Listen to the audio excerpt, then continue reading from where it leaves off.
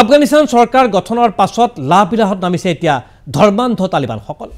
তালিবানৰ নেতাই নিজৰ বিলাসিতাৰ বাবে ব্যৱহাৰ কৰিছে সৰকাৰী সা সুবিধা। বিপৰীতে সাধাৰণ জনতাৰ সন্মুখত জুমুৰি ধৰিছে এবুৰি সমস্যাই।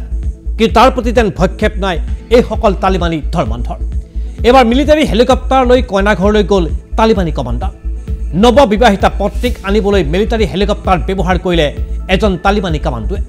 আফগানিস্তানৰ মিডিয়া সূত্ৰৰ প্ৰকাশ কৰা খবৰ অনুসৰি নিকাহৰ সময়ত কইনাৰ পিতৃক 12 লাখ আফগানী টকা যৌতুক হিচাপে দিছিল কমাণ্ডাৰটোৱে। ইতিমধ্যে ছ'চিয়েল মিডিয়াত ভাইৰেল হৈ পৰিছে তালিবান কাণ্ডৰ এই ঘটনা। খবৰ অনুসৰি নৱবিবাহিতা পত্নীক আনিবলৈ আফগানিস্তানৰ লগাৰৰ পৰা খোজ প্ৰদেশত উপস্থিত হৈছিল তালিবানৰ কমাণ্ডাৰ।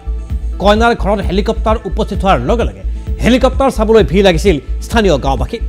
পোহৰলৈ অহা তথ্য অনুসৰি হেলিকপ্টাৰ ব্যৱহাৰ কৰা কমাণ্ডোটো আফগানিস্তানৰ চৰকাৰৰ অংশীদাৰ হাক্কানী গোটৰ সদস্য। নিকাহৰ বাবে চাহ মজাৰ অঞ্চলৰ পৰা মিলিটাৰী হেলিকপ্টাৰ লৈ কইনাঘৰত উপস্থিত হৈছিল হাক্কানী গোটৰ কমাণ্ডাৰটো। কইনাঘৰৰ সমীপৰ খেলিপথাৰত হেলিকপ্টাৰ নমাই বিয়াঘৰত প্ৰৱেশ কৰিছিল এই তালিবানী কমাণ্ডোৱে। ইতিমধ্যে ছ'চিয়েল মিডিয়াত ভাইৰেল হৈ পৰিছে এই সমগ্ৰ ঘটনাৰ ভিডিঅ' আৰু যাক লৈ অসন্তুষ্টি ব্যক্ত কৰিছে আফগানিস্তানৰ সাধাৰণ নাগৰিকে।